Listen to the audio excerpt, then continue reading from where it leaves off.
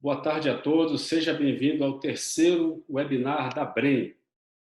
Temos aqui hoje grandes especialistas para falar sobre a recuperação energética de resíduos, sobre a tecnologia da gasificação de resíduos sólidos urbanos.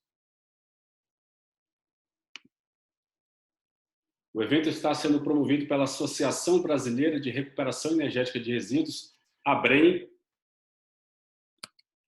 com o apoio da BW Expo, NRG Hub, Ambiental Mercantil e Agenda Urbana Brasil. E aqui para falar do tema da gasificação de resíduos plásticos para a produção de hidrogênio, teremos a palavra com o Dr. Flávio Ortigão, que fala da Suécia. Ele que é CEO da Recupera AB da Suécia, bacharel em Química e Biotecnologia em Lund, na Suécia, doutor em Química Macromolecular pela UME, Alemanha, centenas de publicações científicas e patentes, desenvolveu carreira empresarial na Europa, Estados Unidos e no Brasil, construiu com a empresa Senergen o primeiro equipamento de pirólise em escala de demonstração, fundou o Bioenergia Natal e desenvolveu o gasificador compacto de conversão em baixa temperatura, CBT. A BREM é uma associação que representa interesses de empresários, de consultores que queiram desenvolver projetos na área de recuperação energética de resíduos, reciclagem e logística reversa. Nós fizemos essa semana 1 ano de existência. A nossa associação é filiada ao Waste to Energy Research Technology Council, com sede na cidade de Nova York, nos Estados Unidos, que é a maior instituição de pesquisa acadêmica e formulação de políticas públicas do mundo. WTRT é um grande orgulho para nós agora fazermos parte desse time global. A BREM também possui um núcleo acadêmico. Você que tem doutorado, está estudando doutorado, você está convidado a fazer parte. Nossa coordenadora, a doutora Luciana Della Coleta, está à disposição para conversar com você sobre o nosso núcleo acadêmico. Falem conosco, estamos à disposição. Agora vamos dar início à nossa palestra, o Dr. Flávio Ortigão.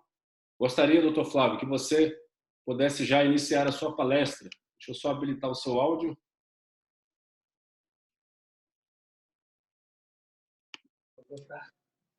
Você está ali. Estou aqui já.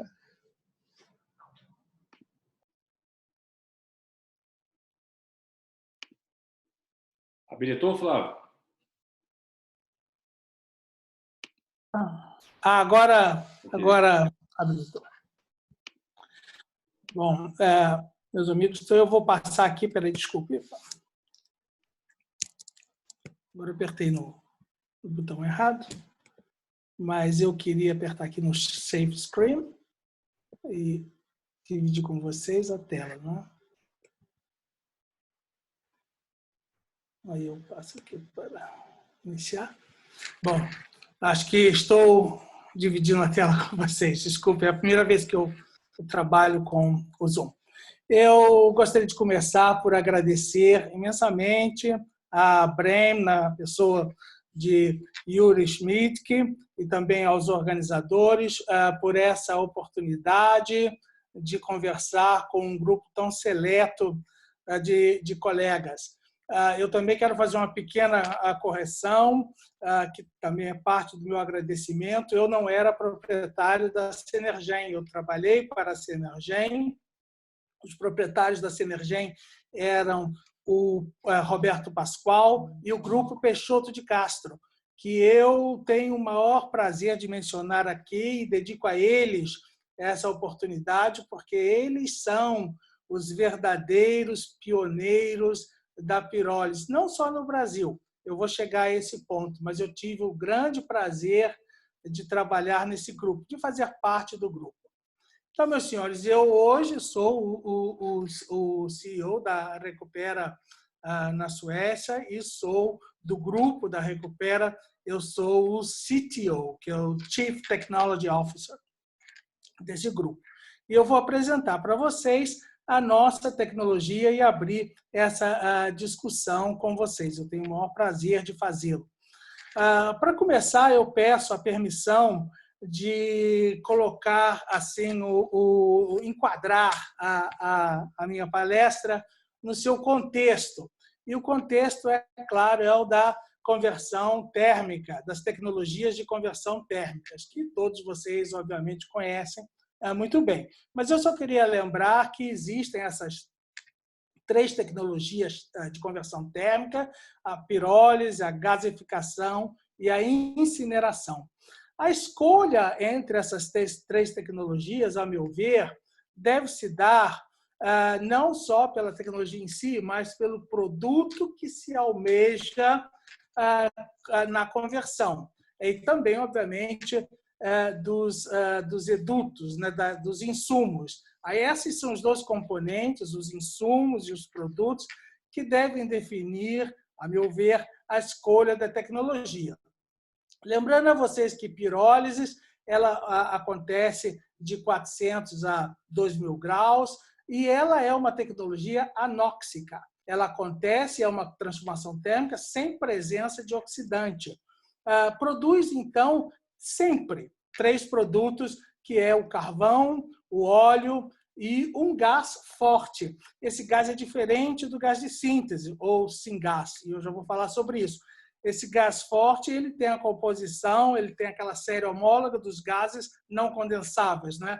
Metano, etano, propano e um pouco de butano, vai até aí. Esses são os gases não condensáveis que estão sempre presentes na pirólise. Esse gás pode ser usado, mas tem aí a composição. Esse gás geralmente aí 5%, 7% é o que é normal.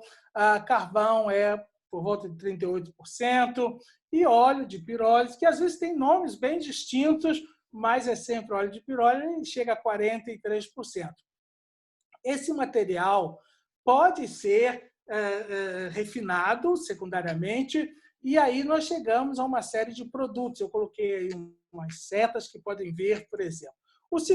A segunda tecnologia é a de gasificação. A gasificação ela pode acontecer, como no meu caso, 450 graus, até, no caso de plasma, 3.500 graus, e ela produz um produto, que é o gás de síntese. Ela produz, eu já vou falar sobre o gás de síntese, mas ela produz gás de síntese. E o gás de síntese pode ser também refinado secundariamente, e leva aí a uma série de produtos, e se você vê o número de setinhas saindo do gás de síntese, é maior. Isso é uma das características da gasificação, ela dá uma flexibilidade maior de produtos. E a terceira tecnologia que vocês vão ouvir dos especialistas, né, é a incineração ou a combustão, ou mass burning, e ela acontece aí por volta de 1.200 graus, essa é vamos dizer assim, tradição, o padrão, não é? E ela produz um produto, que é calor. Ela produz uma quantidade muito grande de calor, e esse calor pode também ser utilizado para processos secundários e cria também produtos a partir daí.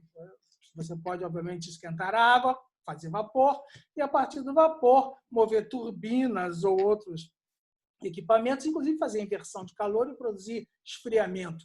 Tem aí também a sua possibilidade.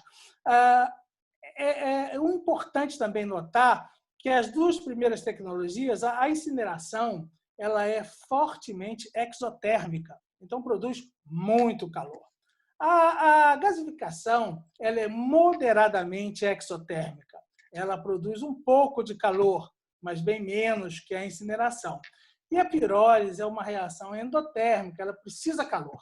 Você tem que adicionar calor no reator para que a pirólise aconteça. Essa é, assim, o padrão das 3, situando aí a situação. Como nós escolhemos gasificação. Como eu disse, o produto da gasificação é o singás. E o singás, para os que são velhos como eu, vai lembrar que no Rio de Janeiro, ali no gasômetro, tinha um guindaste, isso nos anos 50, mas eu vi esse guindaste, e esse guindaste carregava a hulha para ser gasificado, para produzir gás de rua, porque um apelido do singás é gás de rua. E ele é composto de monóxido de carbono e hidrogênio. Esse basicamente. Aí pode haver traços de outros contaminantes, vapor, mas o singás é, por definição, monóxido de carbono e hidrogênio. O Syngás é um gás muito interessante, a maior produção de gás de síntese, ele foi inventado na Alemanha, nos anos 29, né? Então, quase nos anos 30, e o apogeu da produção de Syngás foi durante a guerra, quando a Alemanha produziu 450 a 1.000 toneladas de combustível de diesel produzido do Syngás, porque a Alemanha não tinha acesso ao Oriente Médio, então ela usava o Syngás. Syngás é muito interessante porque tem todo, como vocês estão vendo aí, numa demonstração do NRL dos Estados Unidos, tem todas rotas químicas que podem ser feitas, por isso o nome, gás de síntese. Né? Uma das mais simples, vocês veem aqui, é a produção de hidrogênio. Aqui está em azul. Outra é a entrega em reatores de Fischer-Tropsch para a produção de destilados médios, querosene de aviação, diesel. Querosene de aviação e diesel é a mesma coisa. Oceiras. Isso é através de Fischer-Tropsch. Ou então, oleofinas. Uma outra rota muito utilizada é a conversão de Syngás para metanol. E, a partir do metanol, toda a química, basicamente. Né? Toda a química síntese pode ser feita. Inclusive, aí vocês veem duas linhas para etanol. Você pode produzir etanol especificamente, metanol e outros. Mas hoje nós vamos falar exatamente nessa conversão do Syngás em hidrogênio, que está aqui. E de hidrogênio existe também uma demanda muito forte para a produção de amônia. Agora, eu não posso perder a oportunidade de contar a história, um pouquinho da nossa história, da Recupera, que é também a história dessa tecnologia CBT, que chama conversão em baixa temperatura. Essa tecnologia foi inventada na Alemanha, em Tübingen, pelo professor Ernst Bayer, meu colega. Ernst Bayer era um grande fã do Brasil, e, na verdade, ele que me trouxe ao Brasil, como cientista, foi ele que me trouxe ao Brasil. Com ele, eu participei na organização dos Simpols, Brasil-Alemanha. Eu não sabia que eu era brasileiro, e eu ficava a 60 quilômetros dele, então ele sempre me chamava para essas ideias. E já naquela época, ele fazia a gasificação de esgoto. Fazia a gasificação de esgoto, que era a tecnologia ambiental que ele estava desenvolvendo. Bom, essa tecnologia veio ao Brasil em um desses simpósios Brasil-Alemanha, e eles foram captadas e traduzidas pelo professor Pinatti em Lorena, na Escola de Engenharia de Lorena. Foi o professor Pinatti, no meu melhor conhecimento, quem reduziu a tecnologia à prática. Porque Ernst tinha uma coisa de bancada, mas ele não tinha nenhum reator. Quando eu visitei a Senergen como funcionário da Senergen em 2012, eu tive o prazer de ver esse reator pronto, em funcionamento. E eu fiquei muitíssimo impressionado com o que eles tinham realizado. Esse grupo de brasileiros tinham realizado um reator comercial. E, a meu ver, é o primeiro exemplo de um reator comercial de pirólise, especialmente em baixa temperatura. Havia já outros, mas para a produção de vários materiais.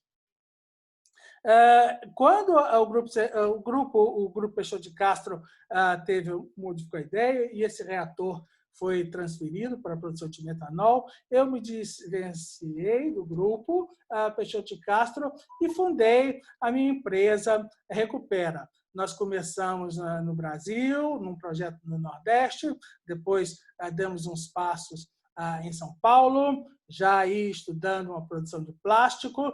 Esses testes de plástico já haviam sido feitos na Senergen, então a ideia já vem da Senergen, mas aí era pirólise, a ideia era produzir óleo de pirólise, não é? Mas foi no Brasil que eu desenvolvi essa ideia da produção de hidrogênio. A nossa realização, nossa indústria acabou realizando o seu reator na Eslovênia, nós estamos em Celje, e atualmente na Suécia. Então, essa é a história, uma história que começou no Brasil e que atualmente desenvolve na Suécia. mas eu tenho muito interesse também de voltar ao Brasil. O que nós fazemos, é claro, é a degradação, o craqueamento de plásticos. E aí eu preciso só lembrar, não é, que plásticos, devido à contaminação com corantes, amaciantes, eles são de muito pouca reciclagem. E é uma coisa que a gente tem que conversar, porque eu vejo lá coisas difusas, muita gente falando que recicla plástico, faz a reciclagem do plástico, e para mim, que sou químico de polímeros, que passei a minha vida sintetizando plásticos, eu sei que é uma coisa difícil. Plásticos não são muito recicláveis, não.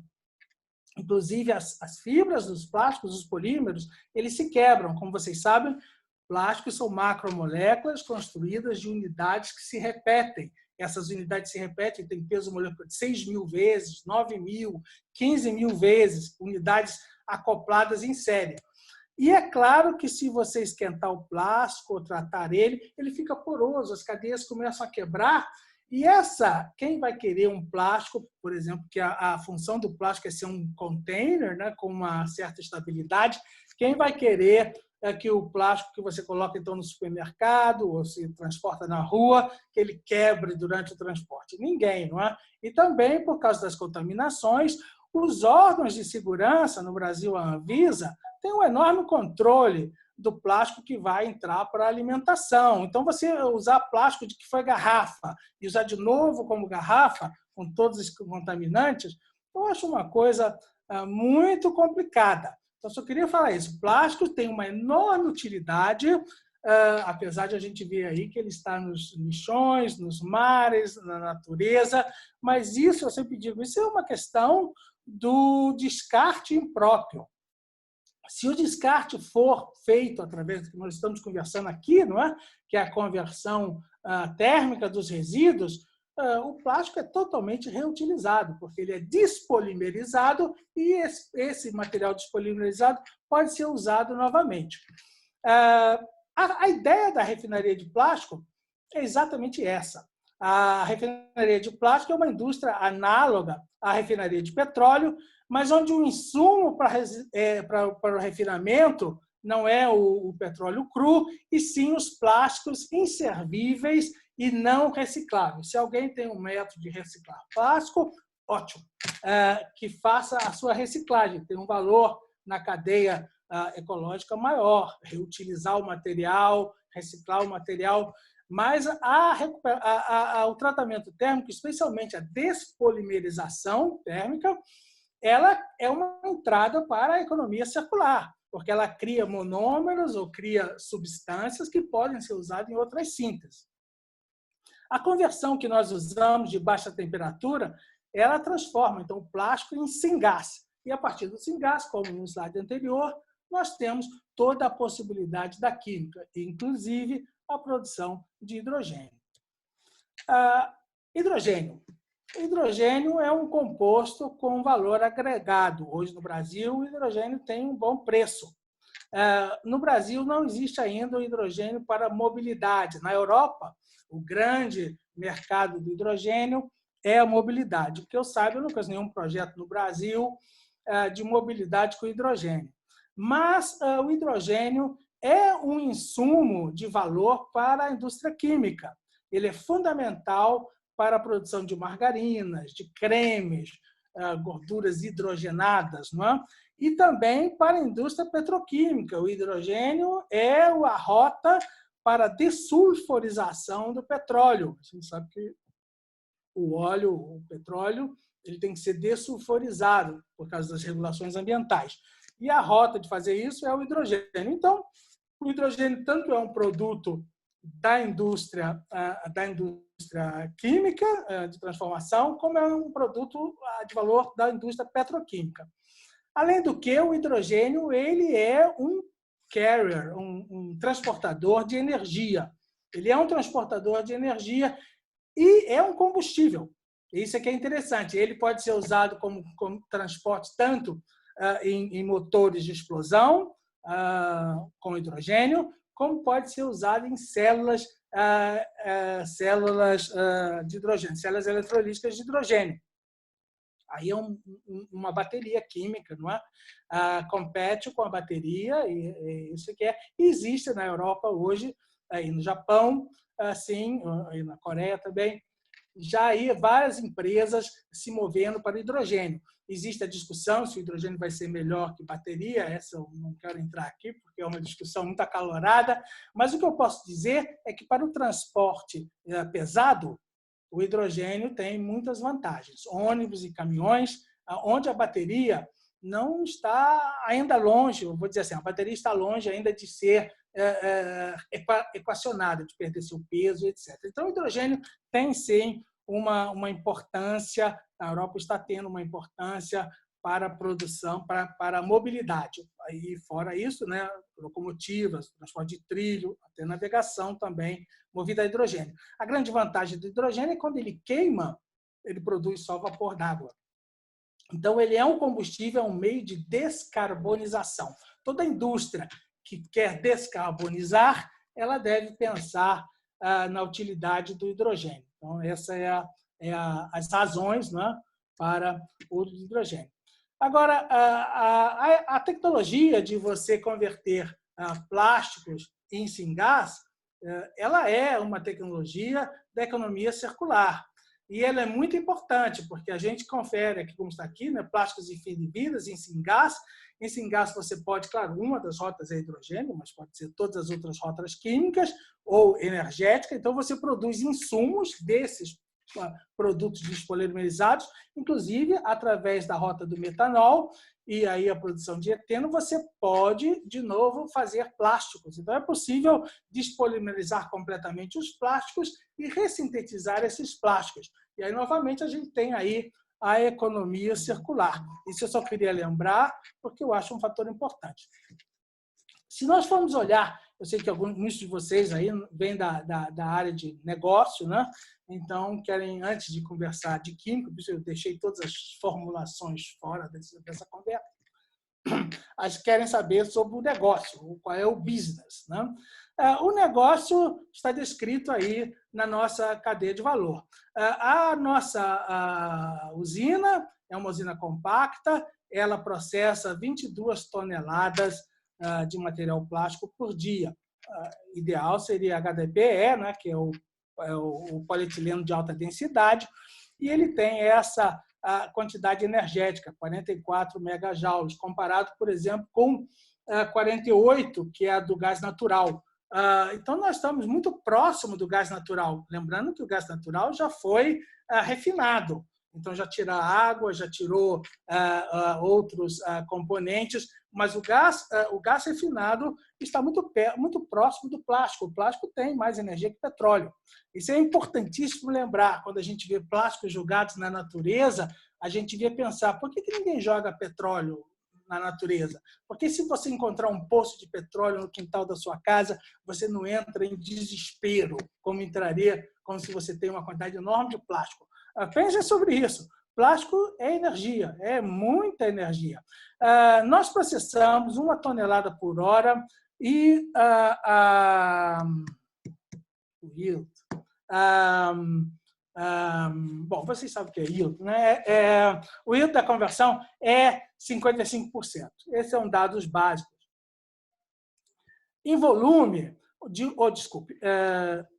em volume de 1 tonelada de plástico, nós produzimos 2.500 metros cúbicos de gás de síntese, ou 5 megawatts de energia térmica, ou 3,4 megawatts de eletricidade. Importante lembrar que isso obviamente que não é adicional, não, você tem que fazer a escolha do que você quer. Mas 2.500 metros cúbicos de gás de síntese não é pouca coisa, não. Isso é por hora, 2.500 por hora. Nós garantimos um trabalho de 8.000 horas por ano. Aí, isso multiplicado por 8.000 é uma boa quantidade de gás de síntese. Então, nós somos compacto, mas é pequena a usina, mas ela não é, e vocês vão ver, não é tão pequena assim não quando chega à produção. Mas essa é a cadeia básica de valor, transformando plástico para gás de síntese. Eu vou explicar os detalhes mais um pouco da qualidade do nosso gás, dos reatores, mas eu quero dizer, nesse esquema aqui, é importante saber, nós temos o reator de gasificação e quando o gás aparece já no reator, existem duas rotas para esse gás. A primeira rota é usar o que chamam water shift, a reação de water shift. A reação de water shift, ela quebra a água, ela adiciona vapor d'água na reação, e a água, vocês sabem, né? H2O. Ela converte o monóxido de carbono em dióxido de carbono e, ao mesmo tempo, ela aumenta em muito a quantidade de hidrogênio, porque nós produzimos 2.500 metros cúbicos, numa proporção de 2 para 1, 1,8 para 1, entre 1,8 e 2 para 1. Vou dizer 2 para 1 para a conta ficar mais fácil. 2 para 1. Entre hidrogênio e o monóxido de carbono. E se você separar os gases, é isso que você vai ter. Você vai ter uma quantidade de monóxido de carbono e uma quantidade, 1/3 é monóxido de carbono, 2/3 é hidrogênio. Essa é a base de uma reação sem usar nenhum outro processo. Agora, usando o processo de water shift, né, é o que chama aqui, né, gas shift reação, você transforma numa quantidade ainda maior de hidrogênio. O problema é que aí você produz CO2. E, novamente, aí tem que haver o que se a indústria quer ou não produzir o dióxido de carbono. Existem tecnologias para vamos dizer assim, utilizar o dióxido de carbono em algum processo, é o gás carbônico, né? Que você pode usar em soda, em outros tipos de, inclusive para lavar de roupa. Existe aí utilidades do gás carbônico, mas é um gás poluente, é um dos principais gases do efeito estufa. A outra tecnologia, sem passar no water shift, é usar, isso é muito estabelecido, né? É usar o PSA, Pressure Swing Adsorption, é o equipamento que todas as empresas de gás têm, todo mundo que produz gás tem, e aí você separa os gases. Você separa o monóxido de carbono do hidrogênio. E você separa e consegue, pela qualidade do gás, atingir 99,9% de pureza. Então, você tem um gás bastante puro, que você pode, então, ser utilizado para várias utilidades dele, né? Especialmente se é queima do gás em motores, queima de hidrogênio, o sistema já está pronto, não precisaria nenhuma tecnologia. Mas se você quiser um gás com 99,99, como é o caso da indústria alimentícia, aí você tem que passar pelo water shift. E aí você vai ter necessariamente uma produção de dióxido de carbono. Bom, agora deixa eu falar um pouco sobre o que eu vou apresentar a vocês e a nossa planta. Esse é um desenho da planta. O que vocês veem aqui é como ela é compacta. Essa planta tem 10 metros de altura num container, né?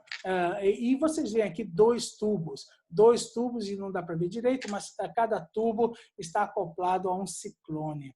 Isso é importantíssimo. Cada tubo desse, né, tem 10 metros de altura e eles estão ligados em série. É um X, né? Significa assim que o produto a ser gasificado, ele entra por baixo nesse gasificador, ele sobe nesse gasificador, aonde ele é aquecido em vários segmentos. Não é? Existem, na verdade, 10 segmentos por tubo. Esses 10 segmentos eles são esquentados independentemente, as temperaturas são independentes, e quando ele chega no ar, tudo que gasificou é removido desse processo e o que não gasificou passa no ciclone e vai para o segundo tubo, onde novamente ele corre e as temperaturas são pré-estabelecidas. Quando ele passa, então, na verdade, que nós temos aí falando de uma torre de 20 metros, uma torre de vidro com 2 ciclones separando. Isso é o que garante a qualidade do nosso gás. porque tubos anteriores, é claro que tudo é um aprendizado. Então, eu já acho que eu já fiz tudo na vida, de todo tipo de engenharia também, é um aprendizado dos gases. Não é? Cria alguns problemas. Aí vocês sabem que um dos problemas é o alcatrão, outro problema são as cinzas, né, que tem que ser removidas. As cinzas são voltadas para baixo e removidas abaixo do reator. Então, esse design de reator, eu estou muito feliz com eles. Né? Essa é a planta real e o Yuri foi muito agradável de ter já colocado um vídeo da nossa planta real funcionando. Essa é a planta aqui. Então, vocês veem aqui, é esse transportador. Aqui tem uma moega. Desculpa, aqui ele cai numa moega. Elas vocês não estão vendo ainda, mas ela é especial, desenvolvida para plásticos. Esse material ele tem que ter uma granulometria, no nosso caso, por causa do tipo de gasificador, que é um gasificador de leito fluidizado, os especialistas já reconhecem isso, ele tem que ser muito fino, então tem que ser aí 4 milímetros, não é como gasificadores de pedaços grandes, ou pessoas que podem usar pneus inteiros, nada disso. Ele necessita uma granulometria muito pequena. E ele entra aqui na moega e ele é, então, empurrado. Aí tem aqui um produtor de uma ventoinha, né, que compressa um pouco o gás, que já está dentro do reator, o gás que está vindo do reator, ele compressa esse gás e ele começa a subir. Cada segmento desses que vocês veem aqui é uma temperatura. Isso nós podemos saber. Aí a gente tem um software muito importante, né, que controla todo o processo, toda a temperatura. E ele anda, né, nesse segmento e depois ele começa nesse segmento aqui. Quando ele tiver corrido, né, separado, aí ele vem por esse tubo, o gás vem aqui. Isso aqui é o filtros. São filtros catalíticos, que fazem remoção de certas substâncias que nós queremos ver removidas, e também são filtros inertes, somente para garantir que o gás que sai está realmente em condições de entrar no seu primeiro reator. Esse já é um reator especial para a produção, nesse caso é um reator de metanização, que está acoplado no sistema. Mas é aqui também que entra o reator de PSA. É aí que o gás é separado. Esse gás é separado, é uma alternativa e entra o reator de PSA. Mas esse é o sistema como nós temos hoje. Nós estamos agora melhorando esse sistema, colocando já um reator de water shift, tanto o reator de PSA, né, o equipamento de PSA como o water shift são equipamentos comerciais, são bem estabilizados, existem aí várias indústrias que produzem esse equipamento. Mas o cerne do nosso desenvolvimento é o gasificador e é como está aqui.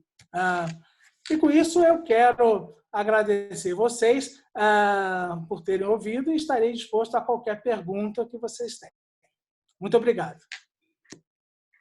Obrigado, Flávio. Vamos passar agora a palavra ao próximo palestrante.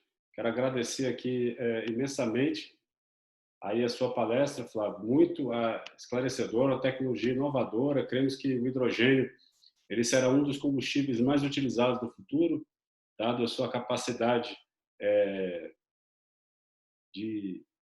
tanto de armazenamento quanto de poluição, né? Energia limpa, extremamente limpa, necessária. Não temos lítio para todas as baterias de todos os carros elétricos que a gente pretenda fabricar. E ainda tem um problema que o lítio ele é tóxico. Então, o hidrogênio tem se mostrado um combustível extremamente bem-vindo. A Alemanha tem um projeto magnífico de incentivo ao hidrogênio. Cremos que os outros países da Europa e do mundo inteiro também vão começar a ter esses programas específicos para hidrogênio, cada vez mais robustos, os que já existem. E passo a palavra agora ao professor doutor Evandro José Lopes, vai falar sobre gasificador de resíduos sólidos urbanos da WEG, que se opera em Mafra, Santa Catarina. O professor Evandro é graduado em Química Industrial pela PUC Paraná, mestre em Engenharia de Materiais pela UTF-PR, 2006, doutor em Engenharia e Ciência dos Materiais pela UFPR, 2014, Universidade Federal do Paraná. Tem experiência na área de Química, com ênfase em corrosão, eletroquímica, fertilizantes, processos termodinâmicos em materiais. Atualmente dedica-se a processos de gasificação de resíduos sólidos urbanos e resíduos industriais. Desenvolvedor de projetos de gasificação para tratar resíduos e pneus.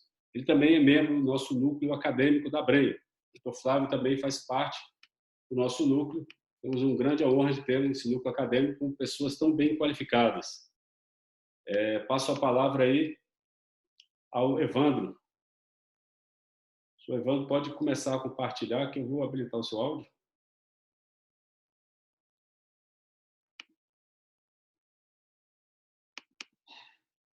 Senhor Evandro, é só colocar ali embaixo, habilitou, correto.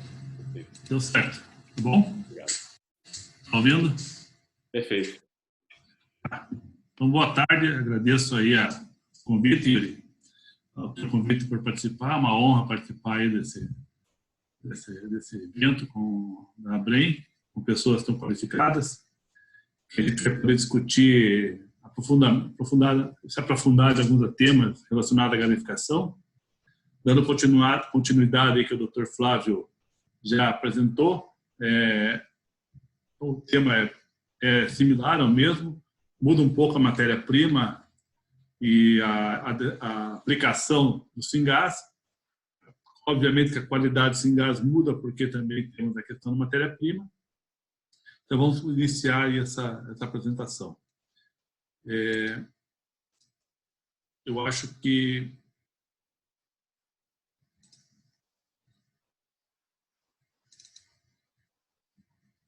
está aparecendo para todos aí a apresentação? Perfeito, professor Evandro. Então, tá bom. Então, vamos falar um pouco do que nós estamos fazendo. Então, essa gasificação, nós estamos falando apresentação aí com a VEG, não está demonstrado. A VEG ela é uma empresa brasileira, uma multinacional brasileira que entrou no ramo de gasificação para demandar uma tecnologia para produzir energia elétrica a partir de resíduos. Então, tratamento de RSU. Então, a tecnologia escolhida pela VEG foi a gasificação da empresa Energia Limpa. Então, por isso, a VEG aqui é o player que está oferecendo esse processo. Bom, nós vamos fazer a apresentação inicial da VEG, um pouquinho, porque de repente algumas pessoas possam não conhecer. Depois a Energia Limpa do Brasil, que é a empresa desenvolvedora aí da tecnologia de gasificação. Vamos passar da usina de recuperação energética, a nossa usina que nós temos de operação em MAV. Falar um pouco da tecnologia de gasificação, especificamente da Energia Limpa. Mostrar um pouquinho o fluxograma de balanço energético da tecnologia já implantada em funcionamento e das próximas que podem vir a funcionar, que estão em fase de licenciamento. E o modelo de negócio e limites de fornecimento do modelo da solução VEG como é comercializada. Então, a VEG, ela está aí, é uma empresa mundial, é a maior empresa multinacional brasileira em número de países no mundo. É uma empresa que, para muitos, dispensa comentários, é uma empresa que está na Bolsa de Valores e tem seus valores. E teve seu valor aumentado com a implementação da solução de geração de eletricidade através de resíduos urbanos.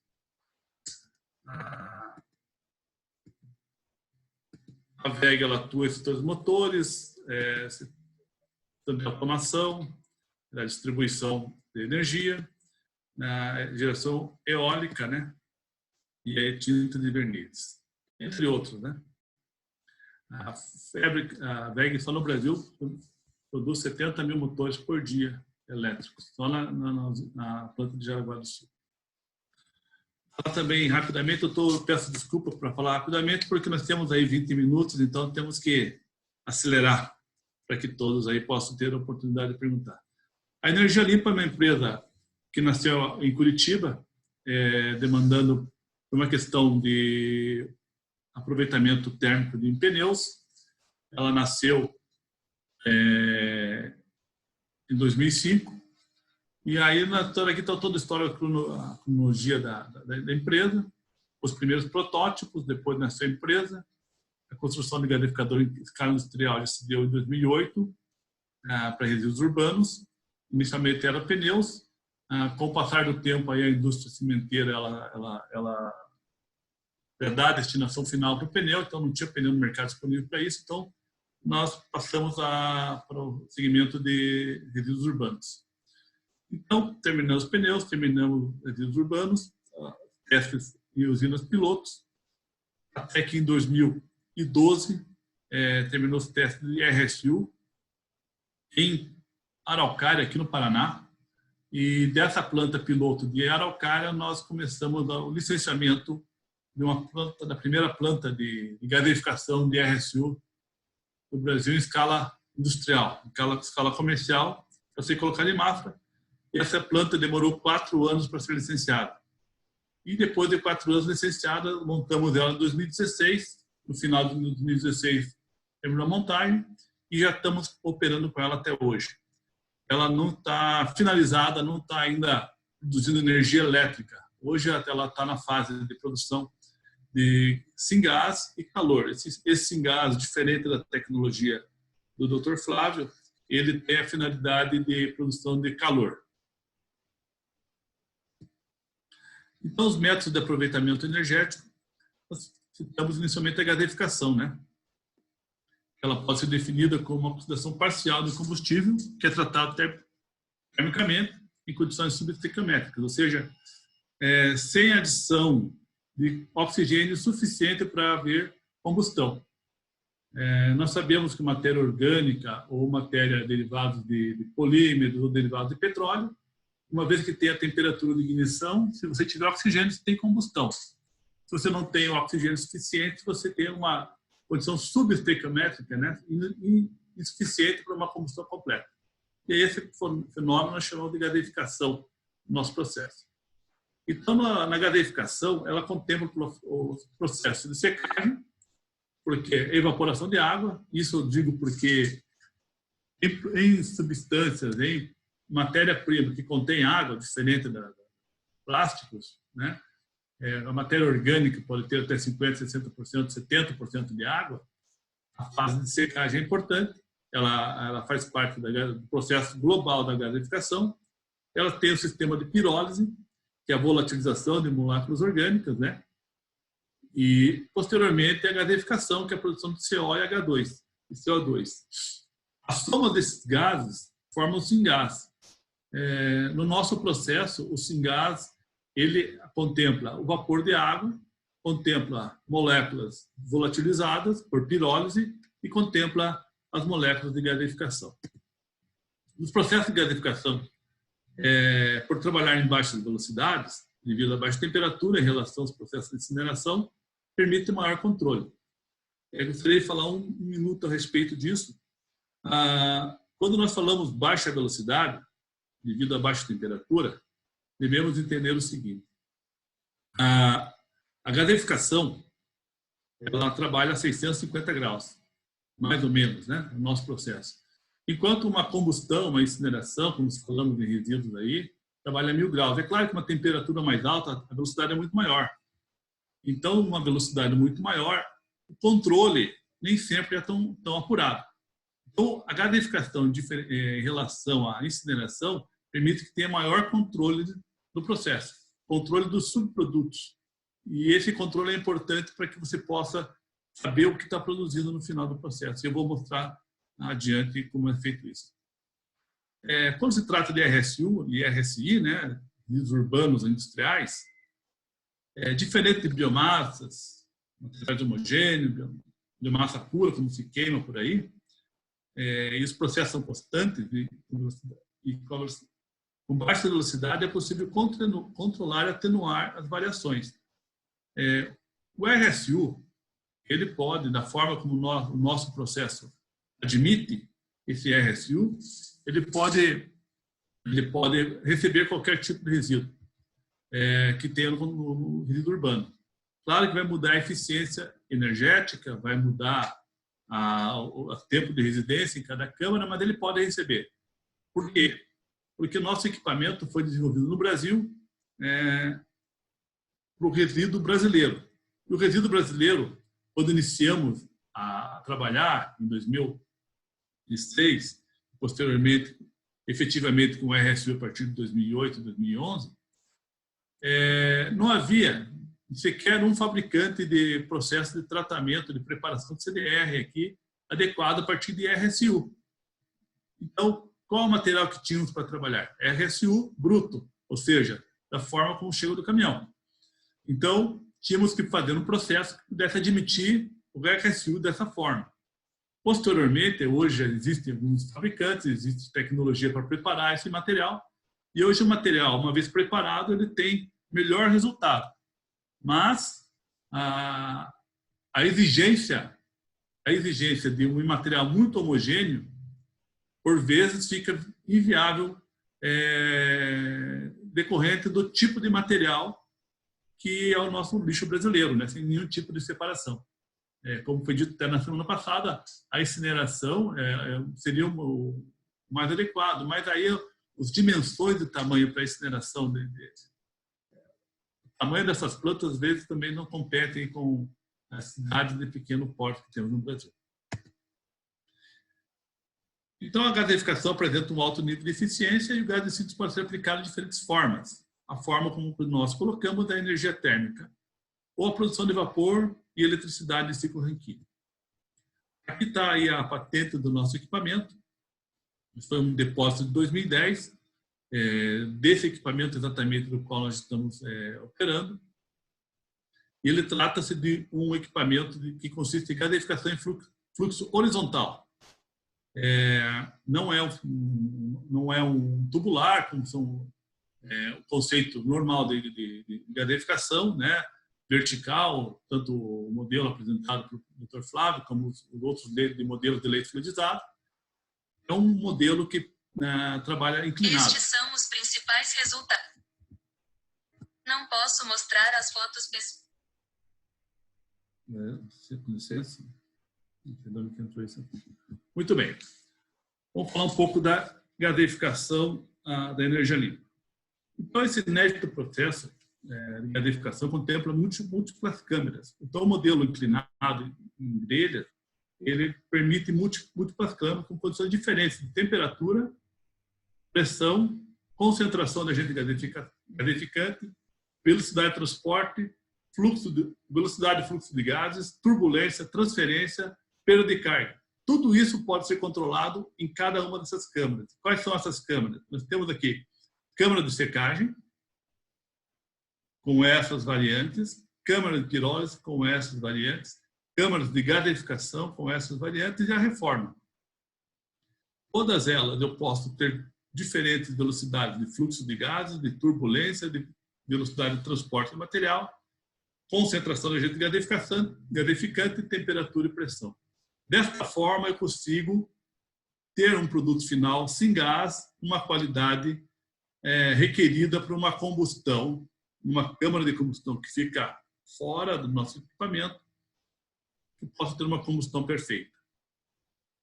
Então, nós temos aqui um gradiente de temperatura, né? Secagem, pirólise, gaseificação e reforma e combustão. Então, a temperatura vai aumentando e eu tenho uma passagem com os tempos de residência em cada uma dessas operações. Então, vou passar para o próximo slide, que fica melhor para demonstrar. Então, nesse slide, nós temos a seguinte situação. Nesse diagrama de tempo versus temperatura, eu coloquei aqui a seguinte situação. Secagem. As temperaturas de secagem vão até 200 graus, né?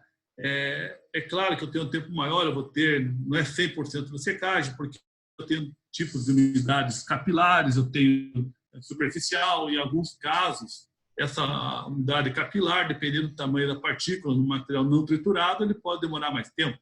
Mas aqui os tempos médios, né, e temperaturas adequadas, eu tenho uma câmara de secagem até 200 graus, sistema de pirólise em torno de 400 a 500 graus, nessa região, nessas câmaras de pirólise.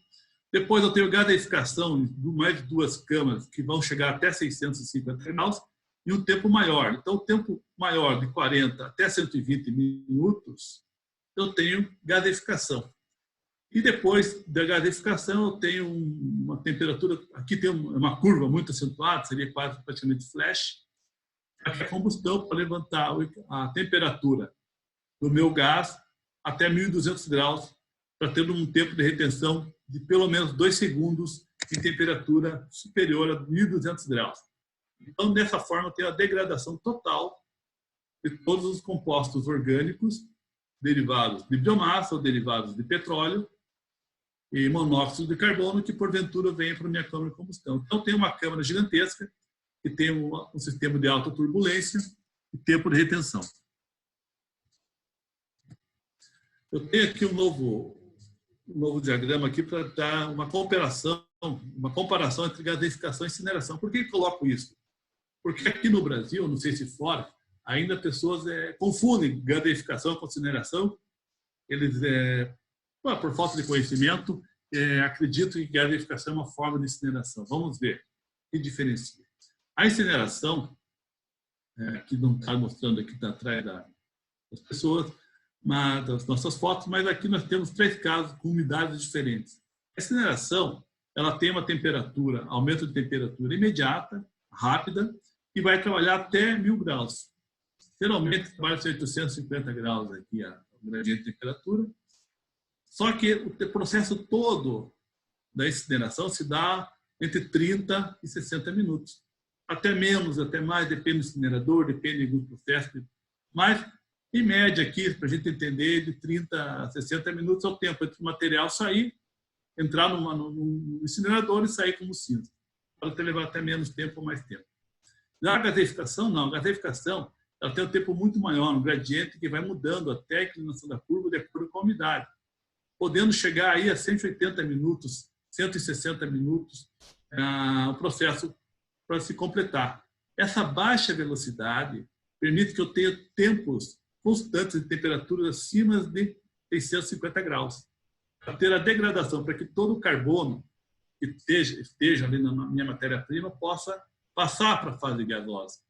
As 2 formas de passar para a forma gasosa é pela pirólise, em temperaturas em torno de 450 graus, ou pelo seu craqueamento, né, pela sua gaseificação, assim, pela condição subestequiométrica, em tempos constantes, em temperatura constante, em tempos longos, para que todo o carbono passe. E aí você tem rapidamente a subida e a finalização.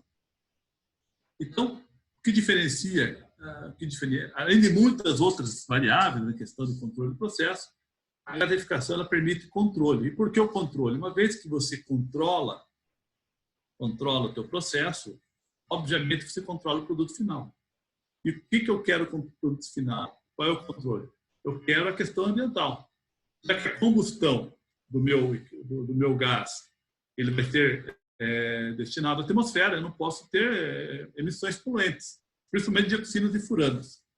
Então, se eu não tenho um processo muito rápido de incineração, eu acabo produzindo dioxinas.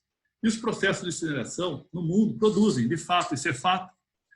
E na Europa, principalmente onde é mais difundido, toda parte do mundo onde tem, no Brasil não tem, resíduos urbanos não tem gaseificador, minerador de lixo industrial.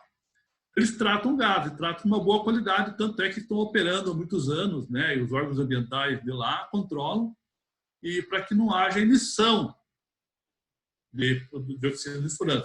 Não quer dizer que não haja produção, eles produzem e tratam. E esse tratamento de gás tem um custo, e esse custo pode ser que inviabilize alguns projetos, né? Porque é um custo alto, né? Para tratamento de gás. Então, quem são as dioxinas de furanos? É essa moléculazinha aqui, que pode variar a posição dos cloros, né? Do cloro, dos radicais cloros, e conforme muda a posição do cloro, muda aí a toxicidade, mas basicamente ela é formada por carbono, hidrogênio, oxigênio e cloro. Então, para que haja a formação dessa molécula aqui, precisamos dos precursores, a matéria-prima, né? Cloro, carbono e hidrogênio, unidos por oxigênio para formar a dioxina. E isso ocorre em temperaturas médias de 350 graus Celsius. Pode, obviamente, em outras temperaturas superiores ou inferiores ocorrer. Mas a temperatura ótima dessa síntese aí é 350 graus Celsius. No nosso equipamento, onde é que tem 350 graus Celsius? Nessa região de aquecimento e na região de resfriamento.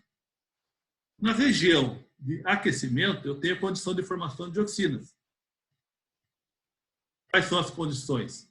Eu tenho 350 graus Celsius, eu tenho carbono, eu tenho cloro, eu tenho hidrogênio. Porém, não tenho oxigênio em excesso nessa temperatura para a produção de dioxinas. Então, por esse motivo, se eu só produzisse esse gás, eu teria aqui diminuída imensamente a possibilidade de formação de dioxinas. Por quê? Porque eu não tenho oxigênio suficiente para a produção desses poluentes. Muito bem. Depois que eu, a 650 graus, por todo esse tempo ainda com deficiência de oxigênio, eu vou colocar oxigênio na minha câmara de combustão. Esse oxigênio vai entrar, vai participar. Vai entrar quando? A 650 graus. Até 1.200 graus. Então, nessa condição onde eu tenho oxigênio, a temperatura está superior a 650. Estando superior a 650, não tenho condição de formação de dioxina. A temperatura é muito alta para isso. Não é suficiente para degradar, mas é suficiente para não produção. E o que porventura tenha produzido, eu vou ter 2 segundos a 1.200 graus, tá certo? Para degradar o que porventura possa ter acontecido. E no resfriamento, quando eu volto à temperatura e eu vou ter oxigênio em excesso aqui, nessa temperatura, numa combustão perfeita e completa, eu não tenho mais carbono. Por quê? Para onde foi o carbono? O carbono foi oxidado, a CO2. E não vai ter condição de redução do CO2 a CO ou a carbono para a produção dos aromáticos e, posteriormente, a dioxina. Então, não tenho condições de formação de dioxinas no nosso processo de gaseificação. Desta forma, teoricamente, eu não teria dioxinas, tá certo? Então, o nosso processo, em teoria, em tese, ele não produz dioxina. Na prática, foi comprovado que, de fato, foi não detectável em todos os testes. Não foi um teste, nós estamos operando desde 2017, em regime 24 horas, em Mafra, até 3 toneladas hora de RSU, nessa condição de não detectável. Se existe, eu não sei, pode ser que existe, mas não foi detectável nos ensaios, atendendo plenamente a legislação brasileira, e que é do CONAMA, né, que é 0,5, até essa CETESB, que é 0,1, com questão de dioxina de fumaça. Nosso processo, um layout orientativo, existe um preparo de material. Esse preparo pode ser simples, pode ser complexo, isso depende de cada planejamento, de cada prefeitura e cada município, que porventura deseje fazer a sua reciclagem ou não, isso aí é diferente do nosso processo. Nós temos aqui o gaseificador em si, que transforma ali o CDRU em singás. Temos a câmara de combustão, que faz parte do nosso processo. Temos aqui aproveitamento do calor, a produção de vapor. Aí a produção de eletricidade através de turbina e gerador em ciclo Rankine. Aí painéis de transformador. O nosso trabalho, ele depende, né, o nosso RSU bruto, que varia desde 2.000, existe até de 1.600 a 2.000 kcal por quilo, né? É possível processar no nosso equipamento até 4.000, 5.000, 6.000. A partir de 4.000 fica muito caro, então nem coloca no nosso processo, né? Produzir o CDRU, um PCI superior a 4.000 é caro pelo valor que é pago pelas prefeituras. Então a gente não temos, não é o nosso mercado, não é o nosso interesse trabalhar com PCI superior a 4.000. Nós pensamos, vislumbramos que um PCI adequado para a realidade brasileira é 3.500 kcal por quilo. Aqui contemplando aqui mais ou menos 30% de umidade. O material orgânico pode passar por um secador ou pode ser extraído, enfim. Com esse PCI nós podemos aí produzir por módulo gaseificador em torno de 3,3 megawatt, processando em torno de 3.500 a 3.600 quilos por hora de RSU. Esse é o nosso projeto padrão modular. Então, cada módulo de gaseificador, ele é projetado hoje para produzir 3,3 megawatt. a partir de 3.500, 3.600 kWh, com PCI de 3.500. Variando essas possibilidades, gastando um pouco mais, eu vou ter mais produção de eletricidade, vou ter menos produção de eletricidade. Aí o empreendedor aí que vai definir, não é nós que definimos. Aí. Nós damos aí um norte que seria essa condição. O fluxograma aqui da planta que nós oferecemos, né? A entrada de 6 toneladas a hora de RSU, então tiramos recicláveis, principalmente ferrosos, tiramos água, em torno de 2 toneladas, para sobrar 3.500 quilos, 3,5 toneladas a hora. Então, de 6 de entrada de RSU, temos um CDRU com 3,6 toneladas a hora, de entrada no gasificador, para produzir 34 toneladas horas de vapor, de calor a 1.200 graus Celsius, para produção de 42 15 toneladas hora de vapor a 42 bar, 420 graus Celsius. Essa caldeira de recuperação já é produzida, já por uma empresa brasileira que é capacitada para produzir caldeira para esse nível. Posteriormente, temos aqui a produção de energia, né, elétrica para a produção de 3,3 megawatts. E, obviamente, que temos o consumo interno, né, o consumo interno da planta, desde a preparação, que pode consumir em torno de 500 quilowatts, e aí teríamos aí a exportação de 3 megawatts, 2,8 nessas plantas. Daí isso pode variar. Exportação de 2,8, como eu falei anteriormente. A forma de fornecimento é exclusivamente pela WEG. A energia limpa, o produto da energia limpa faz parte do portfólio WEG, não é comercializado pela energia limpa, somente pela WEG. E a WEG entrega o projeto Turnkey, ou seja, a planta, você vai, obviamente, que ter o licenciamento, você vai ter que garantir o resíduo, combustível, a energia. A WEG vai colocar desde o gasificador até o comissionamento, a parte de caldeira, tubo, gerador, periféricos, e aí vocês vão operar, aí o cliente pode operar. Mas o fornecimento turnkey pela WEG exclusivamente do nosso produto. E era isso, eu acho que falei um pouco rápido por pouco tempo, mas estamos à disposição, então o e-mail está aqui na tela, evandro@elbrasil.com.br. Eu agradeço imensamente ao Yuri pela oportunidade, a Brem pela oportunidade de poder falar da nossa tecnologia, e há tempo, e quando tiver tempo, estamos à disposição para poder trabalhar aí onde for necessário, né? Estamos à disposição para todos aí, a qualquer momento. Muito obrigado, professor Evandro, pelas suas excelentes colocações aí. Estou fazendo aqui as perguntas, pessoal, estou anotando aqui, várias perguntas aqui. Você quer fazer alguma pergunta, pode mandar para a gente, nós estamos anotando aqui no chat, pode mandar pelo WhatsApp também, para que a gente possa responder ao final. Agora nós vamos passar a palavra ao nosso querido vice-presidente da Brem, Rubens Aibi. Rubens morou 10 anos em Zurique, na Suíça, onde estudou engenharia química, trabalhou no setor financeiro e ambiental, passando pela UBS, ABB e WWF.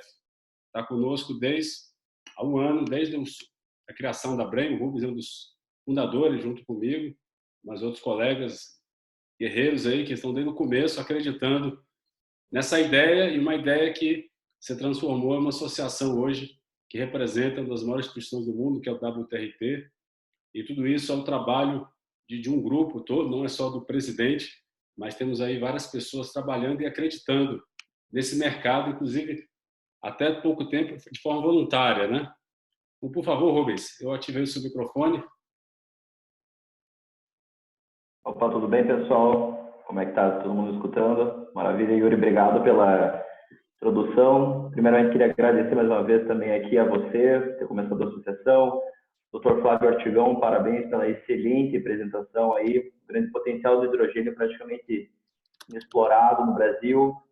Dr. Evandro, também muitíssimo obrigado pela apresentação. Tive o prazer de estar na sua usina lá em Mafra, juntamente com a WEG. Acho que é um enorme passo para o Brasil, tanto na parte de licenciamento, parte de tecnologia nacional. Então, queria agradecer a vocês, a todos que estão fazendo essa apresentação de altíssimo nível. O pessoal que nos apresenta, né, nos acompanha aqui também, vamos anotando. Eu também estou ajudando aqui a anotar os questionamentos. Graças a Deus existe interesse muito grande por parte de todos e vamos fazer o máximo aí até para na próxima vez ter mais gente que está nos acompanhando pelas redes sociais, pelos canais ali no WhatsApp, para o pessoal conseguir ter mais acesso e amanhã acompanhar a gente no YouTube. Então, eu queria agradecer a todos. Yuri, mais uma vez, te devolvo a palavra e vamos prosseguindo aí. Obrigado a todos, pessoal. Obrigado, Rubens. Gostaria de convidar agora o Edmar, uma palavra aí como debatedor, poder falar até 10 minutos aí. Edmar, deixa eu desativar o seu microfone, Edmar.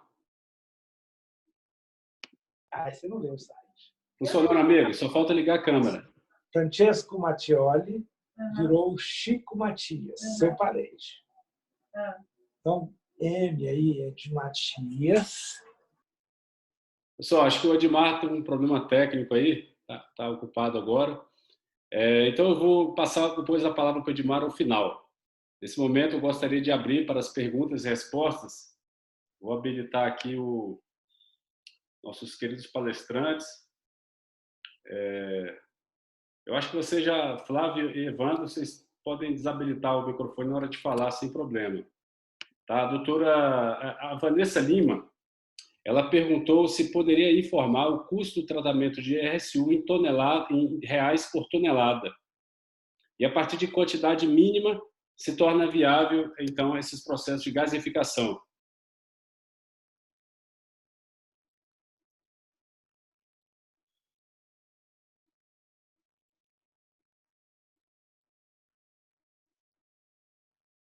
Portigão, Evandro? Doutor Flávio aí? Ok. Bom, nós não trabalhamos com resíduo sólido urbano. Nós trabalhamos com a fração de plásticos dos resíduos sólidos urbanos. Né?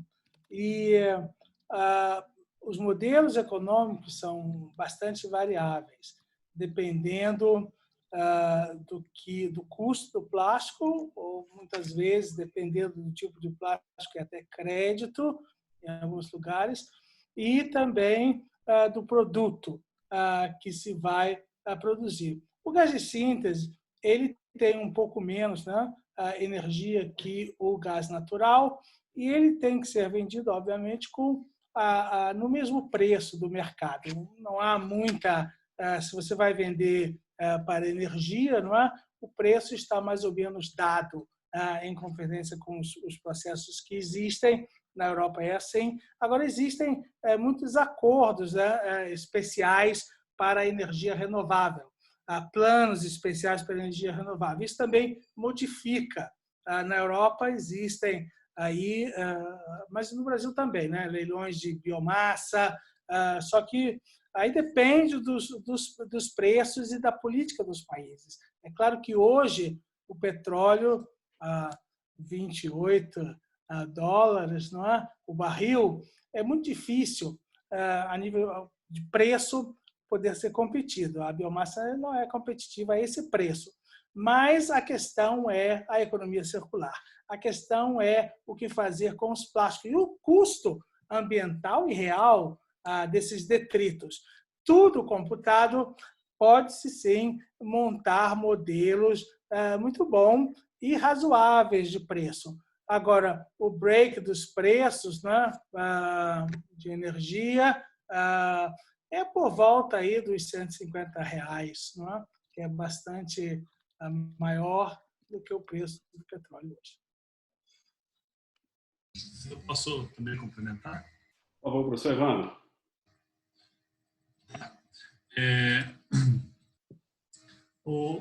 Os processos, em geral, o valor pago para tratamento térmico e gasificação, incineração, no Brasil, eu acredito que nós acreditamos que não pode ser superior ao que é hoje pago pelos aterros.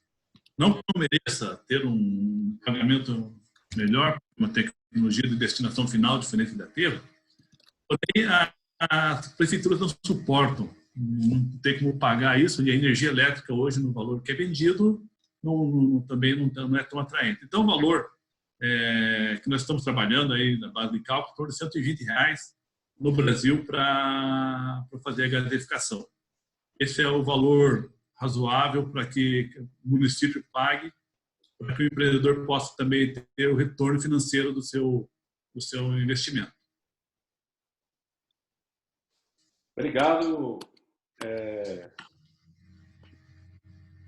Obrigado, Evandro, professor Evandro. A doutora Suani, ela pergunta aqui como foi o licenciamento em Mafra e os testes das emissões, como eles foram feitos, se existe alguma regulamentação estadual para o licenciamento de gasificação e de emissões, quais os padrões de emissões no Paraná, se são iguais à União Europeia, São Paulo, e qual o menor tamanho disponível de planta para viabilizar e qual a quantidade de RSU processado por dia. São as perguntas, acho que algumas já foram respondidas, né? Vamos lá. O licenciamento foi feito em Santa Catarina e no Paraná. No Paraná foi autorização. Nós tínhamos só planta piloto, autorização de teste, não tinha licença de instalação e operação e tudo mais. Em Santa Catarina, nós demos entrada em 2012 para ter licenciamento em 2016. Foram 4 anos. Uma batalha, não é uma crítica ao órgão ambiental, porque o técnico acaba sendo responsabilizado e tudo mais, e nunca tinha ouvido falar em gaseificador. Então, para eles era difícil. Hoje seria diferente. Hoje já se conhece a gaseificação, e já conhece o processo e tem resultados. Os resultados das emissões foram satisfatórios para todos os poluentes. Santa Catarina, ela usa as normas CONAMA. Esses são os limites estabelecidos pelo CONAMA para todos os poluentes. Já São Paulo, o CETESB é um pouco diferente, é um pouco mais rígido. Inclusive, nós estamos em fase de licenciamento em São Paulo. Nós temos uma planta de licenciamento no estado de São Paulo. Temos uma no Paraná, em fase de licenciamento também. Temos já mais uma em Santa Catarina, já licenciada, que já está na fase de financiamento. E iniciamos o termo de referência no Rio Grande do Sul.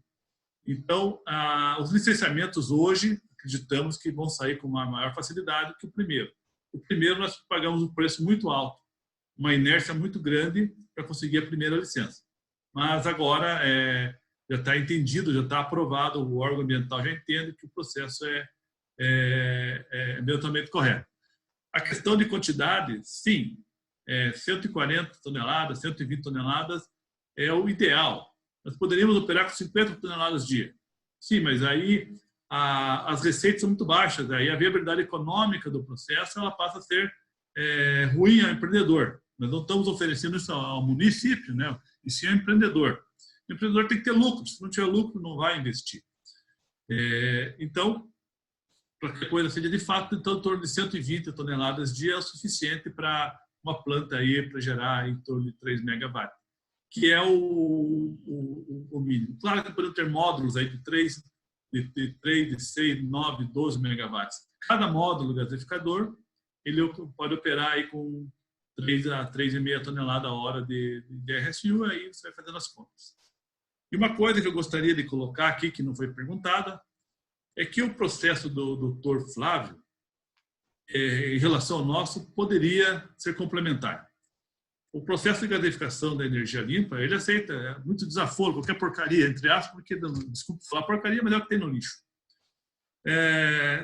Eventualmente, poderia se colocar um separador que fosse eficiente, e o processo dele justificaria o investimento num separador eficiente para tirar o bom plástico, o plástico que seja limpo, o plástico que seja de boa qualidade, para o processo dele, para a produção de combustível de alta qualidade, que é o hidrogênio.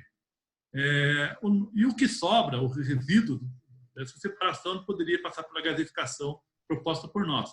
É assim que nós pensamos que os processos são complementares. Não tem competição entre os processos nesse caso aí. Poderia e deve, porque o processo dele, o RSU, se não tiver um processo complementar como o nosso, também passa a ser inviável, né? E, de repente, o dele, como o nosso, pode dar viabilidade econômica para produzir produto de alto valor agregado. Só isso que eu queria deixar bem colocado aqui na conversa. Ok, vamos lá. Flávio, por favor.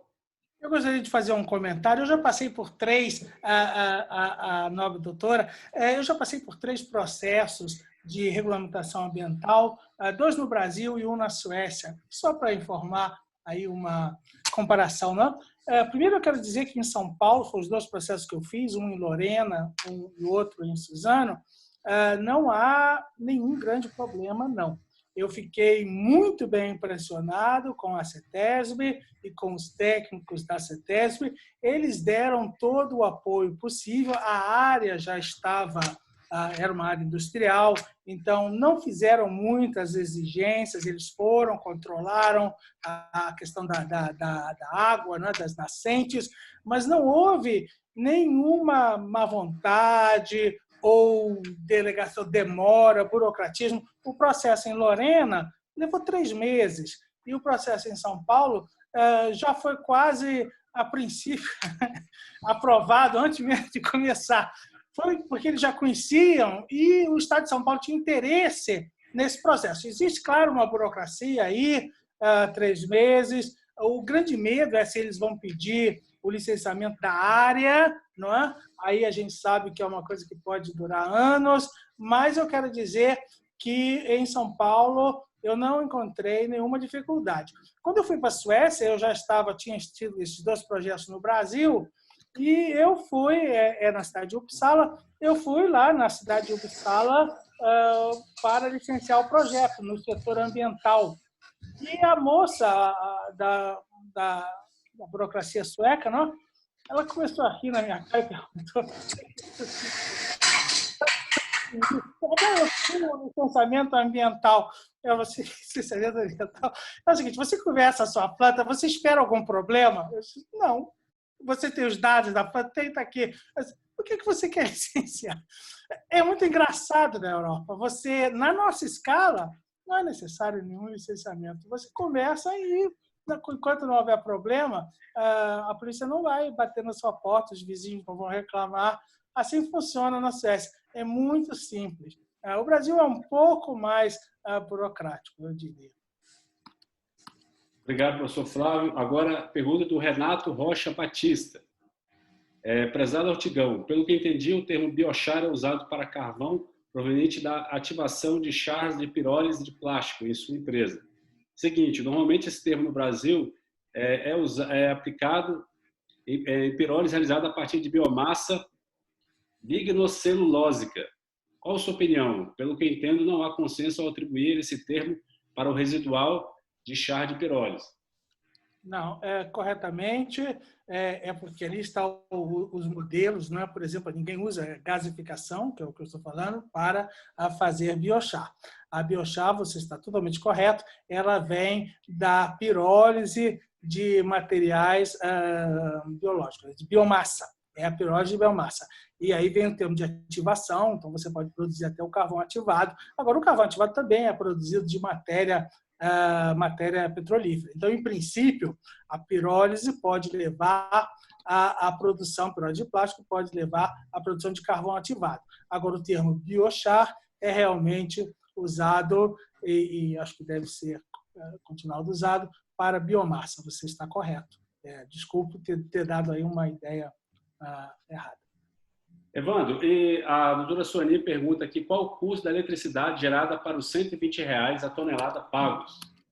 Antes de você responder, professor Evandro, a gente vai passar a palavra para o Edmar Borges após a resposta e depois para o Gilberto, também, que vai falar um pouquinho sobre a tecnologia dele. A gente vai estar encerrando nosso evento daqui a 10 minutos. Então, peço que todos sejam bem breves, que a gente possa cumprir aí o nosso cronograma. Por favor, professor Flávio. Veja, Evandro.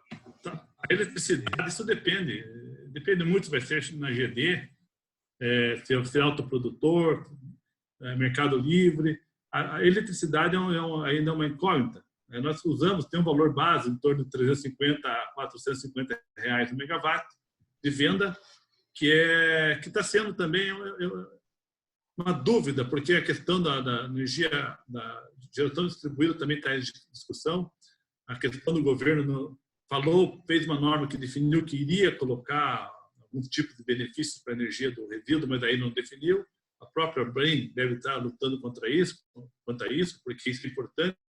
É uma receita fundamental, é uma receita que vai dizer para o Brasil o seguinte: nós vamos tratar o lixo ou vamos continuar enterrando. Porque se não tiver uma receita razoável na venda da energia elétrica, os aterros vão perdurar para sempre. Isso é um fato. Não dá para disputar com hidráulica, é impossível porque o investimento é muito alto. Seja qual for a tecnologia, gasificação, pirólise, mineração, biogás, não importa a tecnologia. A eletricidade tem que ter aí. Nós temos que entender que a eletricidade vinda do lixo, ela é mais do que renovável e mais do que sustentável. Ela faz parte do dia da vida do planeta. Tem que ser pensado da seguinte forma: com outras energias nós podemos sofrer, mas sobrevivemos. Mas se nós não tratarmos o resíduo, nós vamos padecer. Então a energia que vem do resíduo é muito importante aí e deve ser tratada de outra forma. Obrigado, professor Evandro. Passar agora a palavra para o professor Edmar Borges. Edmar Borges é nosso conselheiro da Brem, é CEO da MDF Energia Agronegócios, Enertec, Engenharia e Soluções Elétricas, engenheiro eletricista, MBA em Projetos, Construção e Operação, pela Universidade Federal de Itajubá, curso de extensão em hidrelétricas na Universidade de Toronto, Canadá, especialização em planejamentos energéticos, fontes renováveis de energia, geração de energia com resíduos sólidos, manutenção industrial, engenharia industrial e finança corporativa, Banking, em Atlanta, Geórgia, Estados Unidos. Foi secretário executivo de energia pelo Ministério de Minas e Energia e é membro da Comissão Nacional foi membro da Comissão Nacional de Energia por mais de 10 anos. Edmar, por favor, tem a palavra. Estamos ouvindo. Alô, vocês estão me ouvindo, todo mundo? Perfeito. Está me ouvindo? Está ouvindo? Estamos sim, perfeito. É muito simples. Primeiro, agradecer a presença de pessoas tão doutas, tão interessantes. Eu adoro quando a Brem põe técnicos de nível, põe cientista e deixa desse pessoal que é sonhador. Segundo, agradecer e ter orgulho de ver a palestra de pessoas que sofrem para botar energia limpa oriunda de RSU do Brasil. São heróis, têm todo o meu apreço e meu orgulho. E quarto e terceiro e último, avisar que a Brem está de parabéns por ter entrado na Associação Internacional. O trabalho do Yuri, da turma da Brem. Essa associação de Nova York ela é muito importante. Eu convivi com eles em Moscou em 2011, com o pessoal da Associação Internacional lá da Bélgica também. E vai ser mais uma... A Brem está galgando um novo estágio. A barra subiu e vocês conseguiram ultrapassar a barra. Então, parabéns. Outra coisa relevante é que eu queria fazer uma perguntinha para o professor Flávio Ortigão. Ortigão, ele está aí, daí? Está sim. É bem curtinha. Posso falar, então? Pode. Uma demanda, doutora, existe uma demanda enorme de grandes siderúrgicas brasileiras para passar a usar carvão oriundo de pirólise. Eu sei que essa escala não é talvez tão interessante por enquanto. Se eu tenho alguma experiência de produção de carvão para uso siderúrgico oriundo da pirólise? Sim, eu realizei um projeto no Brasil que foi do uso do carvão da caatinga. Era um projeto que eu gosto muito, era o meu pet project, que chama Manejo Sustentável da Caatinga, das florestas da Caatinga, para a produção de energéticos. E nesse projeto, nós estávamos, aí no meu tempo de Senergen, nós estávamos em contato com o Grupo Votorantim e outros para a produção de carvão, de corpos de carvão para a indústria siderúrgica. Hoje, eu posso dizer que eu tenho um projeto na Suécia, eu tenho um parceiro na Suécia, que é o uso do hidrogênio na redução do ferro. Então, eu avancei um pouco. Carvão. Professor, outra pergunta. Quer seja carvão ou hidrogênio, tem uma planta no mundo para uso industrial de empresas de grande porte fazendo isso, ou na Alemanha, ou na Suécia, ou qualquer coisa? A única planta que anunciou foi da Alemanha, foi o grupo Thyssen, que anunciou em outubro do ano passado que eles haviam completado a sua planta. O grupo com que eu trabalho, eles chamam Green Iron. O Green Iron é um grupo sueco-canadense, tem plantas só de testes, né? Pilot. E a Suécia anunciou que dentro de 2 anos, é uma associação das principais usinas de ferro da Suécia, eles terão a tecnologia. Assim, hoje, somente o grupo Thyssen anunciou que já fez. Eles fizeram o teste no seu alto-forno perto de Düsseldorf e funcionou muito bem. Isso foi muito anunciado. Ok, muito obrigado, professor. Último comentário meu, Yuri. Por favor. O Yuri agora. O Yuri, uma coisa muito importante que eu gostaria de falar também para vocês.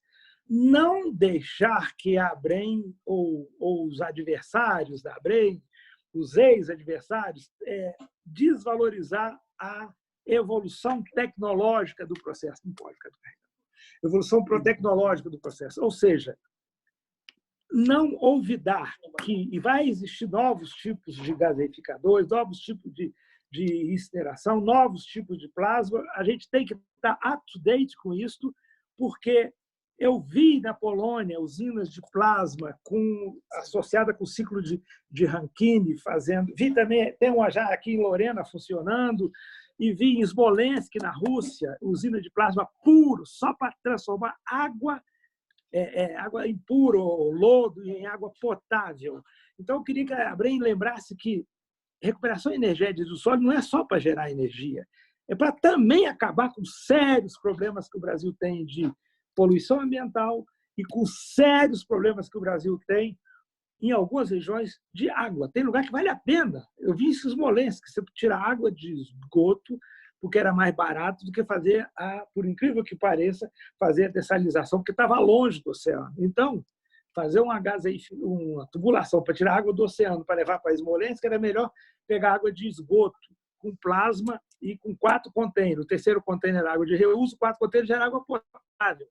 Então, esse comentário é para agradecer a presença dos cientistas, dos técnicos, e para a gente não esquecer que a ciência é muito mais rápida do que o direito. A ciência, por exemplo, em 2004, você tinha um arremedo de presença de um elemento atômico 115, o moscóvio. Hoje, 2013, já é um elemento, é um átomo extremamente pesado, e ele tem vida só de 173 nanosegundos, quer dizer, ele decai. A vida útil dele, a meia-vida dele é 173 nanosegundos, e já tem cientistas tentando estabilizar para que este átomo pesado, esse isótopo metálico pesado, possa ser um dos combustíveis do futuro para viagens de longo curso, para viagens espaciais, para navios. Em suma, você não sabe como eu gosto dessas reuniões que envolvem pessoas da área científica, porque estas pessoas estão criando elementos para divulgar para os outros membros da ABREM e para os alunos. Como eu tenho aluno de graduação, de pós-graduação, até de doutorado da USP procurando a gente, porque eles só falam lá em biocompostagem. Doutorado em biologia na USP não fala em mass burn, não fala em pirólise, não fala em incineração, não fala em plasma, só fala... Eu não tenho nada contra o aterro sanitário, você pegar o CH4 lá e transformar em energia ou abastecer automóvel, não tem nada contra isso, mas não é a única coisa.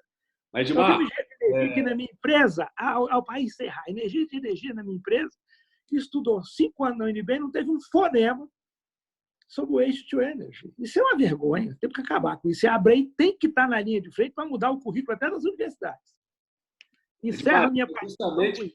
Justamente, muito obrigado, meu amigo. Justamente por conta dessa tua indagação, que nós criamos um núcleo acadêmico há 2 meses atrás. Nós passamos já de 40 doutores no grupo, pessoas com elevada qualificação.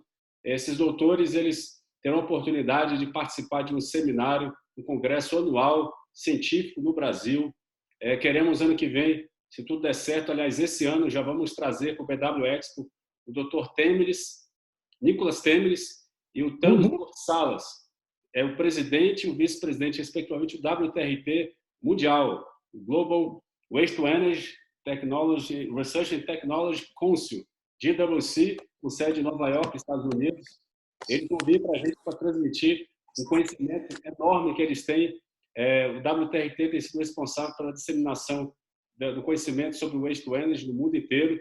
Eles fizeram, inclusive, um guia de políticas públicas para o Brasil, em 2013. Eu peguei esse guia deles com as devidas citações e transformei no meu livro. É claro, eu busquei muitas outras materiais, textos, informações, mas a base toda estava nesse guia, que é um instrumento de governança, aonde você faz a avaliação de toda a complexa política pública, para justamente poder apresentar as melhores formas de tratar os resíduos.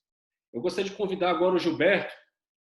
O Gilberto, ele fala do Rio Grande do Sul aí, também é uma pessoa que desde a década de 70 está trabalhando com gasificação em pirólise,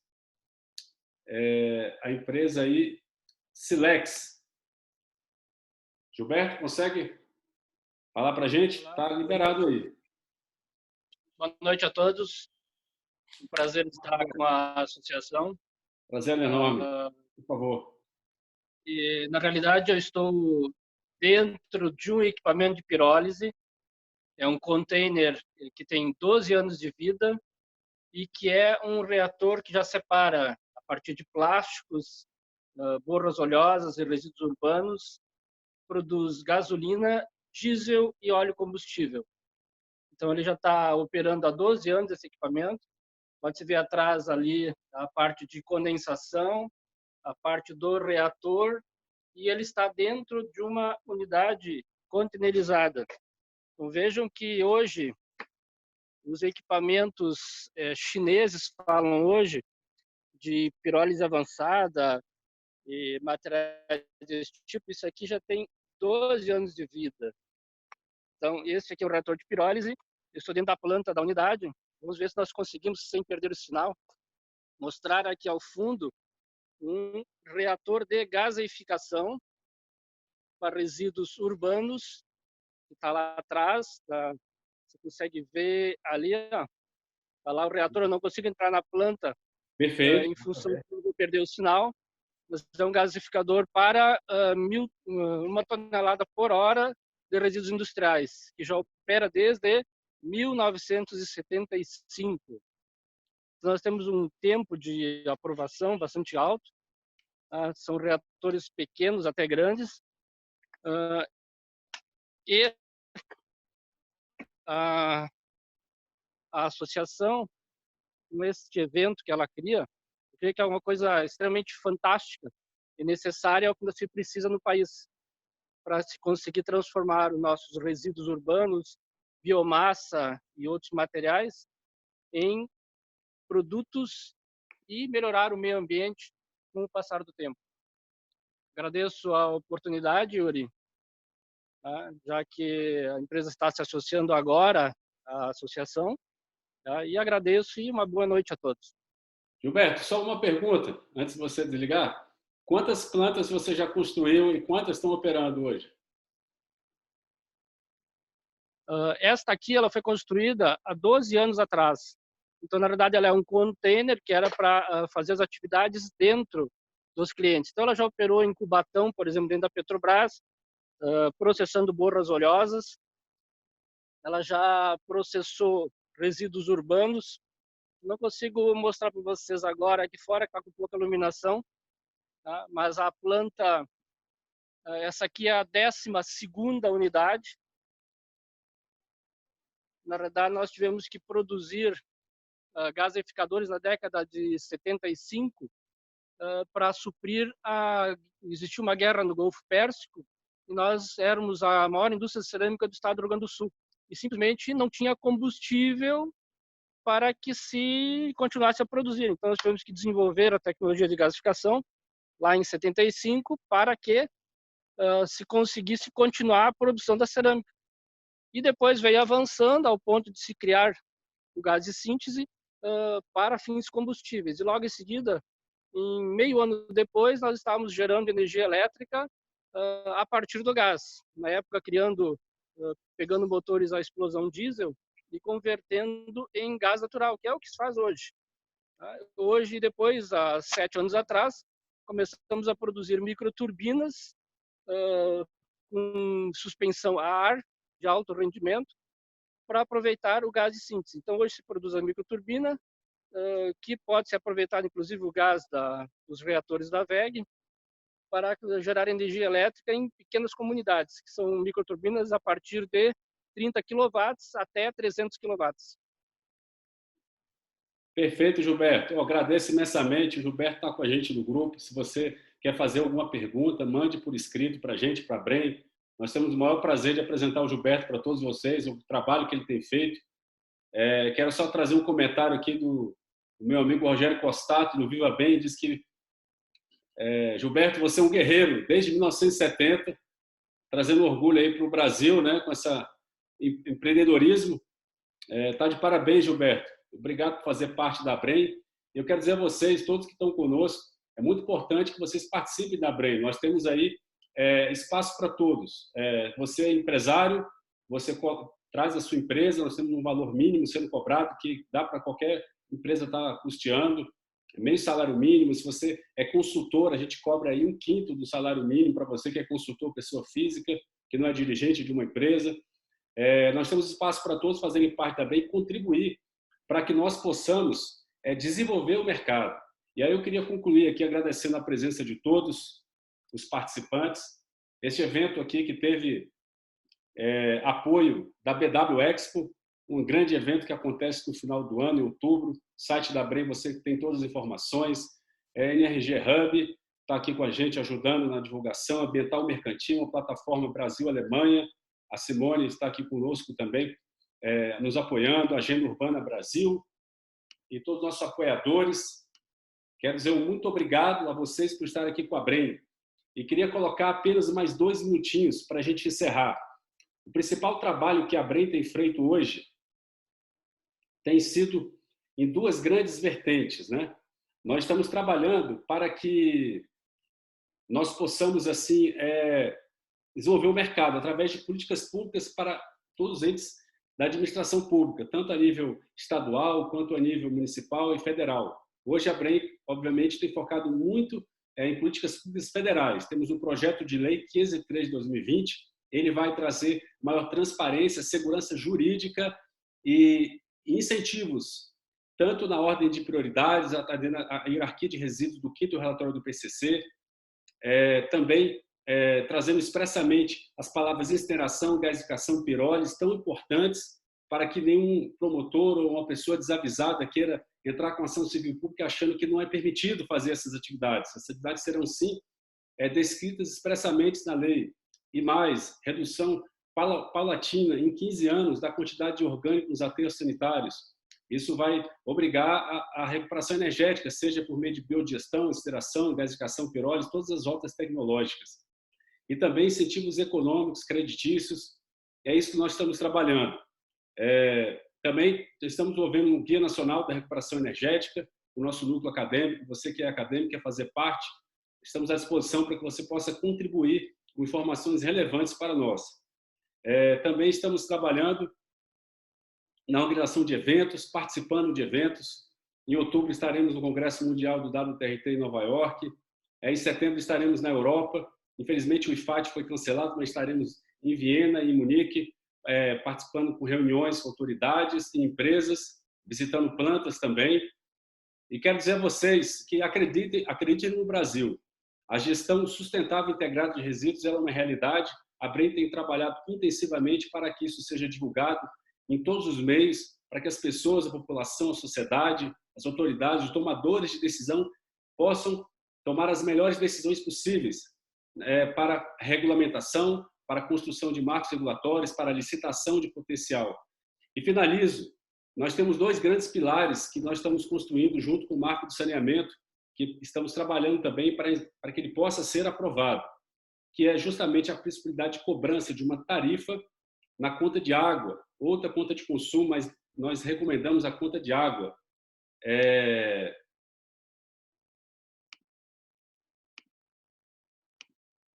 Recomendamos, então, que seja na conta de água a cobrança dessa tarifa. E ter uma tarifa, você pode dá-la em garantia. Com um contrato de concessão ou PPP de longo prazo, você tem aí a possibilidade de tomar um financiamento, porque você tem um prazo enorme de amortização dos investimentos. E também a Brem tem trabalhado intensivamente, de maneira bem precisa e através de estudos para a contratação da energia elétrica. Apresentamos o estudo da doutora Leontina Pinto ao Ministério de Minas e Energia, na presença do ministro, na reunião que tivemos há um mês atrás, e eles estão trabalhando para viabilizar. Apresentamos que com o custo evitado do transporte do lixo, da saúde pública e da transmissão da energia elétrica, já que as nossas plantas injetam energia no centro de carga, na geração distribuída, né? Esses custos levariam a nossa energia num patamar médio de R$ 450 o megawatt-hora, que consideramos para o estudo, para o patamar de R$ 33. Ou seja, a nossa energia ela é necessária e ela traz uma série de custos evitados. E se nós considerarmos o preço de R$ 450 o megawatt-hora, que acredito que viabilizaria boa parte das usinas que nós precisamos, com uma tarifa que é a mesma paga com o aterro sanitário de R$ 100 o megawatt-hora, nós poderíamos substituir por 33% do parque termoelétrico hoje em operação comercial, com dados de março do Operador Nacional do Sistema Elétrico, do PNO. Então, a ABREM tem trabalhado justamente nisso, demonstrando para as autoridades que a nossa energia ela traz um grande benefício ambiental, reduz 8 vezes as emissões de gases de efeito estufa, evita a contaminação dos recursos hídricos, águas subterrâneas, superficiais, e também evita a contaminação da saúde pública. As pessoas que tocam no lixo, que têm um contato inadequado, elas causam um prejuízo anual para o Brasil de 1,5 bilhão de reais.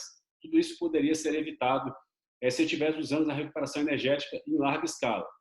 E aí finalizo dizendo que o segundo pilar do marco do saneamento é justamente o benefício, não o benefício, mas o planejamento dos consórcios municipais. Em 3 anos, os estados e municípios deverão fazer os consórcios para termos escala de produção para viabilizar as usinas. E aí, então, tendo os consórcios não sendo feitos em 3 anos, a própria União Federal será responsável. Nós já estamos em diálogo com o Ministério do Desenvolvimento Regional para que nós possamos conseguir fundos para fazer esse estudo já a priori, para que quando chegar esses 3 anos nós já podemos implementar esses consórcios imediatamente. Então, esse é o trabalho que a ABREM tem feito. Eu agradeço a sua presença. Esteja conosco nas nossas redes sociais. Você que quer fazer parte do nosso grupo de gasificação e pirólise de WhatsApp, manda mensagem para a gente, iremos incluí-lo. E seja muito bem-vindo. Muito obrigado a todos, uma boa noite. Obrigado, doutor Flávio. Obrigado, doutor Evandro. Obrigado a todos. Obrigado, Edmar. Obrigado, Rubens, por estar conosco, todos os participantes. Tenham uma boa noite. E lembro a vocês, amanhã será o nosso webinar, segundo evento de pirólise. Depois de amanhã teremos sobre combustível derivado de resíduos, CDR. E, por fim, na sexta-feira, a partir das 4 horas da tarde, mais cedo, teremos nosso webinar sobre economia circular no contexto energético. Muito obrigado a todos, estejam conosco, uma boa noite.